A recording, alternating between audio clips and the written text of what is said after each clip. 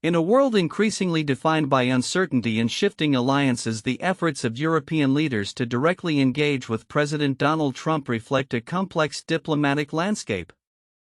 As the Trump administration settles into its rhythm, European officials find themselves grappling with a White House that prioritizes personal relationships over traditional diplomatic channels. This approach, characterized by a preference for informal interactions and a reliance on close confidants, has led to a growing sense of skepticism among European allies regarding their ability to effectively communicate and negotiate with the U.S. At the heart of Europe's concerns is the realization that the Trump administration views the continent not as a partner but often as a rival. President Trump's perception of the European Union as an adversary, believing it was formed to undermine U.S. interests, complicates transatlantic relations. "It's all about unilateralism and they don't consult much," noted a senior European official, emphasizing the frustration felt by allies attempting to engage with a U.S. administration that frequently sidesteps established diplomatic protocols.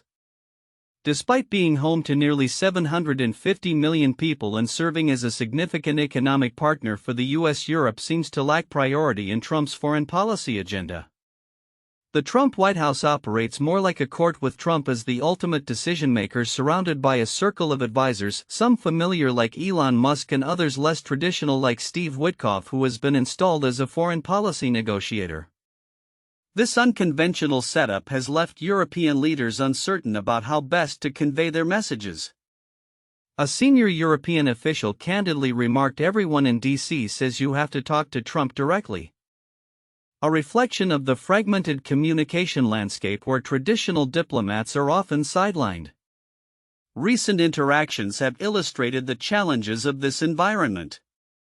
The Trump administration's lack of notice regarding renewed talks with Iran about its nuclear program left key European nations, signatories to the original 2015 agreement, caught off guard.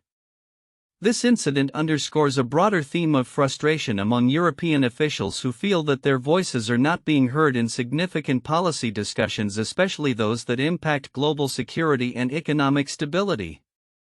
In private conversations, Trump's officials have conveyed a commitment to NATO and collective defense, often in cordial exchanges.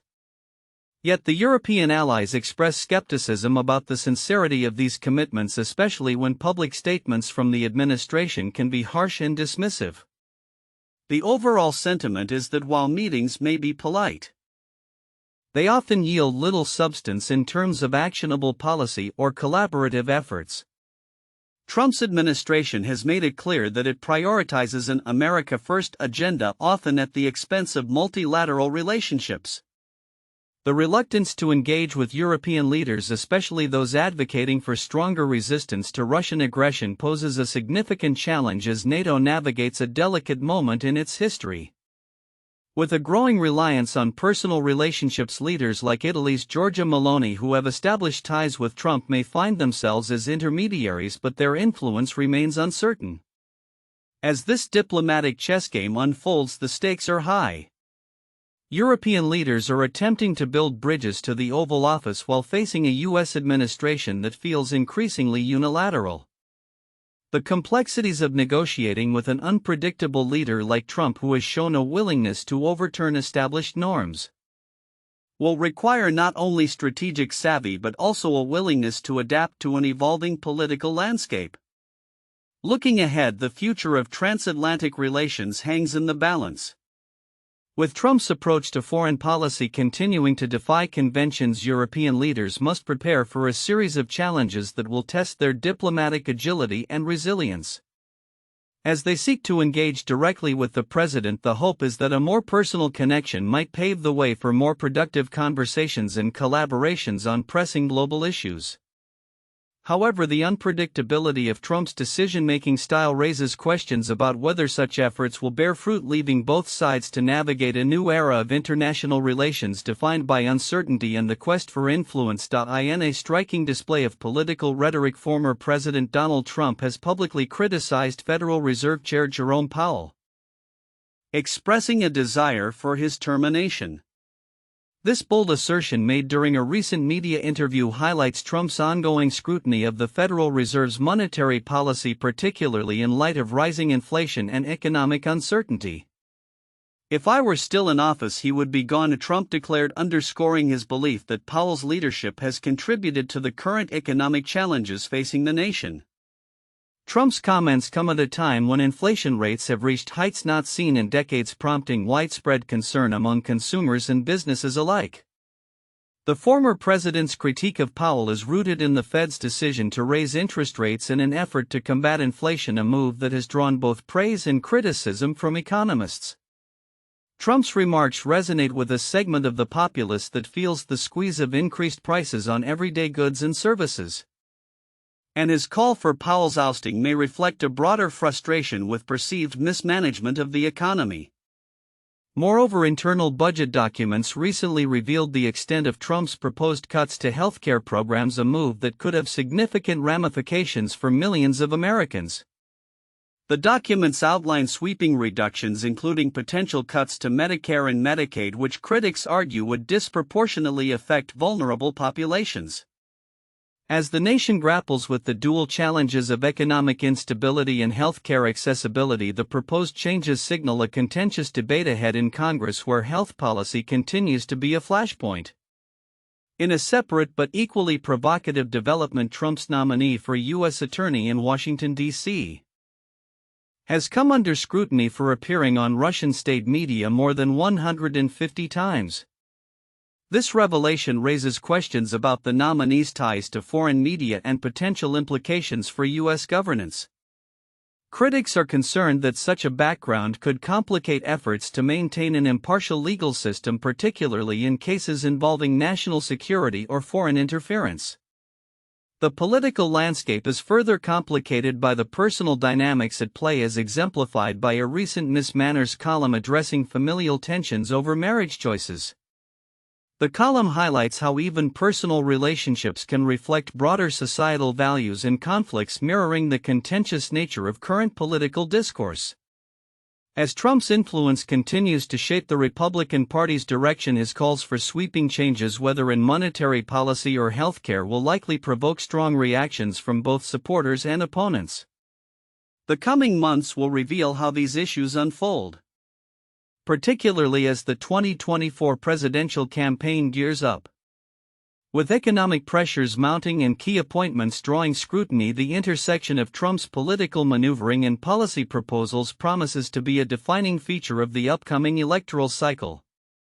As the nation anticipates these developments, the ongoing dialogue will undoubtedly shape the future of American governance and its economic health. In a significant development in the pharmaceutical industry, Eli Lilly has reported promising results from a clinical trial for its first oral medication targeting both diabetes and weight management.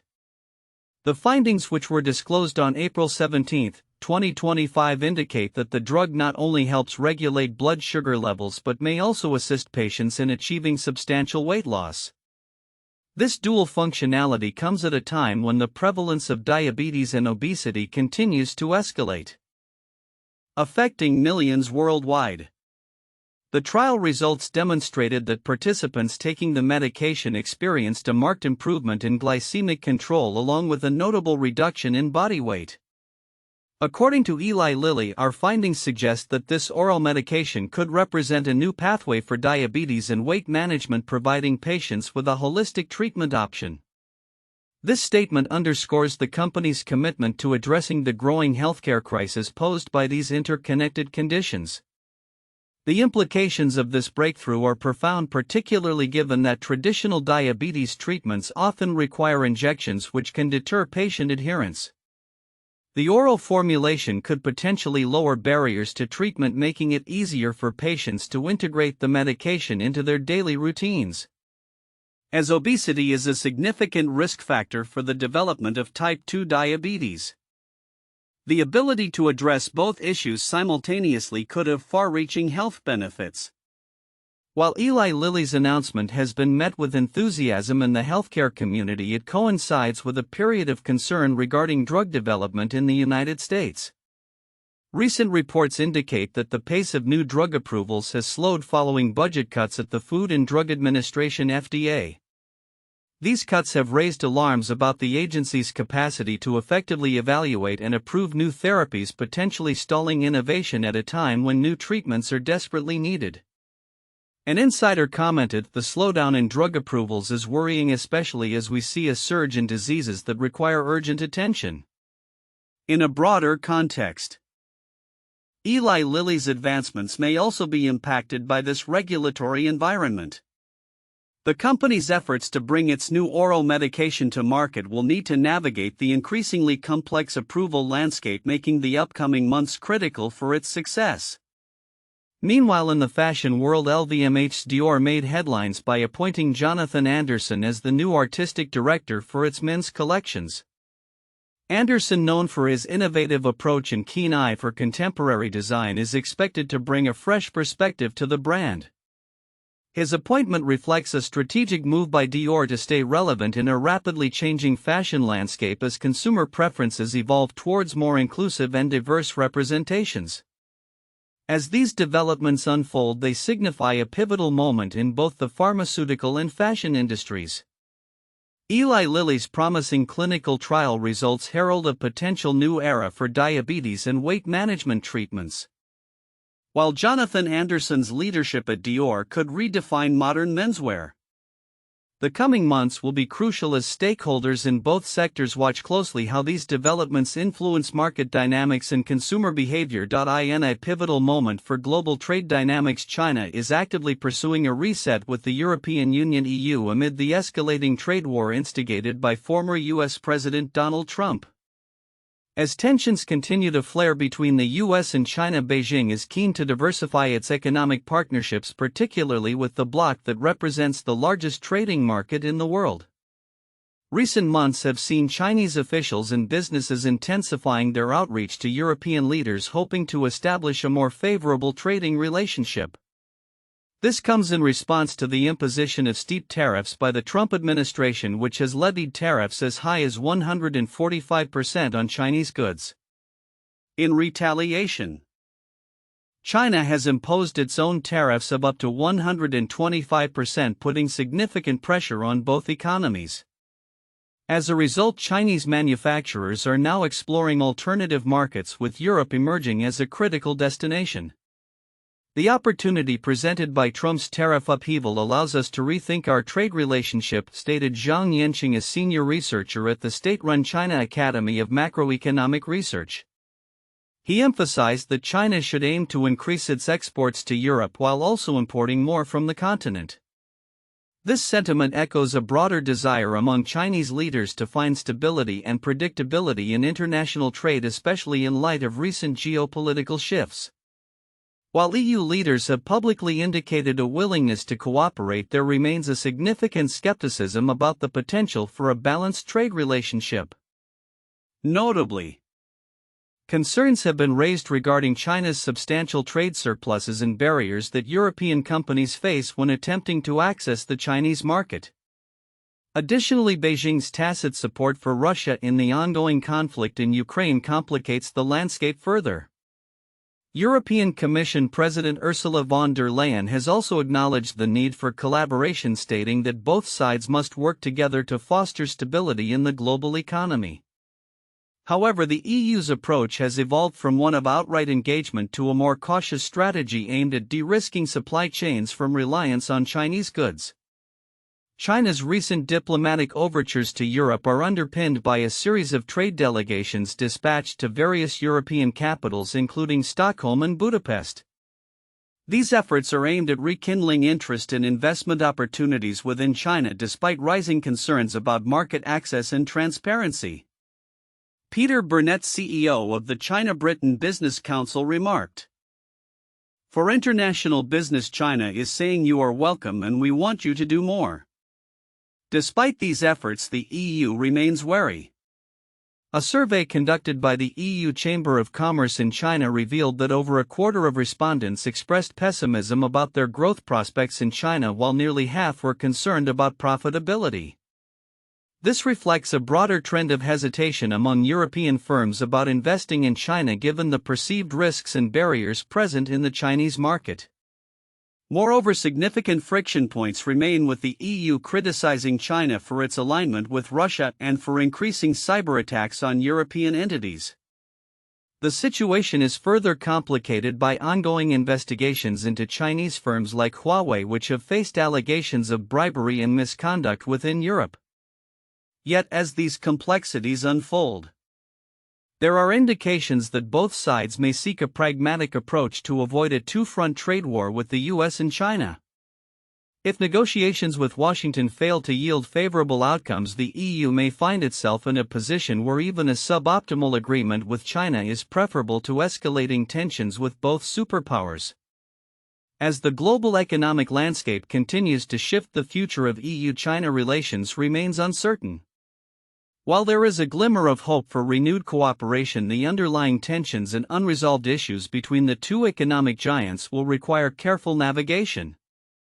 Both parties must work diligently to bridge their differences if they aim to create a more balanced and mutually beneficial trading relationship. As the scenario develops, the impact of these diplomatic efforts will likely resonate throughout the global economy, shaping trade patterns and alliances for years to come. Ani DiFranco.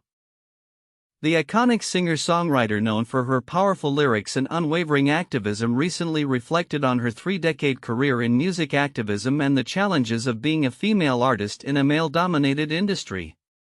In a candid interview, DiFranco discussed her formative years in Buffalo, New York, and the evolution of her identity as a musician and activist.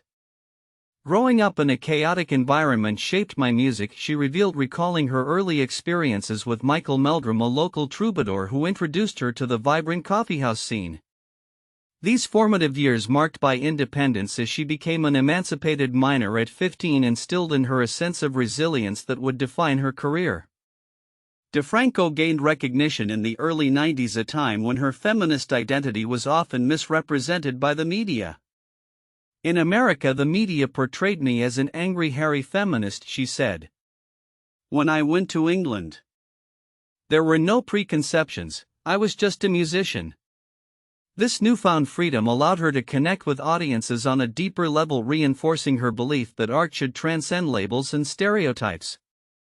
Throughout her career, DiFranco has remained steadfastly independent, famously rejecting the mainstream music industry to carve out her own path. "Being outspoken and political comes at a cost," she reflected, acknowledging that her feminist stance has led to both admiration and pushback. She emphasized that the essence of a great song is not about achieving success but about authentic expression. "A great song is a song that was not meant to be great, it was just meant to be a song," she explained, highlighting the importance of following creative impulses without succumbing to the pressures of commercial success. As the world grapples with the erosion of women's rights and rising authoritarianism, DiFranco's role as a protest singer has taken on renewed urgency. "The goal of what might seem like a protest song is to uplift those who are striving for change," she said, underscoring her belief that music can be a source of strength and solidarity in turbulent times. She hopes that more artists will embrace activism, especially in an era where democracy and rights are increasingly under threat. DiFranco also reflected on her recent experiences in theater, particularly her role in the acclaimed musical Hadestown. "It was humbling to perform for an audience that wasn't there to see me," she admitted, noting the challenge of engaging with spectators who may not have been familiar with her work. This experience, she believes, has enriched her artistry and expanded her understanding of audience dynamics. As she prepares for her upcoming European tour, which begins on June 11 at London's Royal Albert Hall, DiFranco remains optimistic about the future of music and activism. She encourages younger generations to carry the torch of feminism and social justice, acknowledging that while the landscape may have changed, the core principles of solidarity and community remain vital. "I hope that younger women will continue to reach out and learn from us. There's wisdom to be shared," she stated, expressing her desire for intergenerational dialogue within the feminist movement. Looking ahead, DiFranco's journey is far from over. With new music on the horizon and a commitment to her principles, she embodies the spirit of resilience that has defined her career. As she continues to inspire audiences around the world, her message remains clear: the fight for justice and equality is ongoing, and the power of music can illuminate the path forward. This week, the vibrant cultural scene in the UK is brimming with a diverse array of events that cater to art enthusiasts, music lovers, and theatergoers alike.